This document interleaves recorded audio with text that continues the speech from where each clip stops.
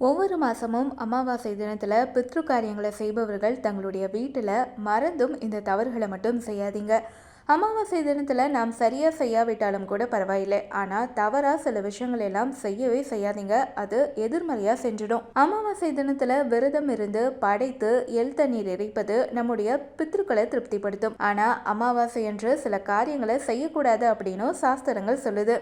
மாதத்தின் அனைத்து நாட்களுமே அதிகாலையில் வீட்டை சுத்தம் செய்து வாசல்ல கோலமிட்டு விளக்கேற்றி வழிபடுவது சிறப்பான பலன்களை தரும். ஆனால் அமாவாசையன்று வீட்டு வாசல்ல கோலம் போடக்கூடாது அப்படின்னு சொல்றாங்க பெரியவங்க.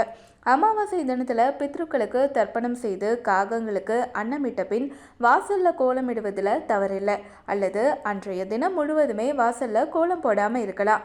விநாயகருக்கு சதுர்த்தி, முருகனுக்கு சஷ்டி, பெருமாளுக்கு ஏகாதசி, பைரவருக்கு அஷ்டமி, அம்பிகைக்கு பௌர்ணமி அப்படிங்கிறத போல பித்ருக்களுக்கு அமாவாசை. அதனால்தான் தினம் இல்லாட்டினாலும் அமாவாசை திதியன்று மட்டுமாவது தான தர்மங்களை செய்ய வேண்டும் அப்படின்னு சாஸ்திரங்கள் சொல்லுது.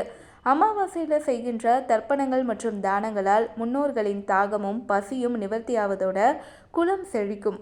நம் இருப்பிடத்தை தேடி வரும் முன்னோர்கள் பசி தாகம் தீர எள்ளு கலந்த நீரினால் தர்ப்பணம் சிராத்தம் செய்யும் போது ஏற்றுக்கொண்டு நம்மை ஆசீர்வதிக்கிறார்கள். அமாவாசையில் வாசலில் கோலம் போடுவது, பூஜை அறையில் இருக்கும் மணி எழுப்பும் ஒளி, இரும்பு பாத்திரத்தின் ஒளி இவற்றால் பித்ருக்களின் வருகை தடைபடும்.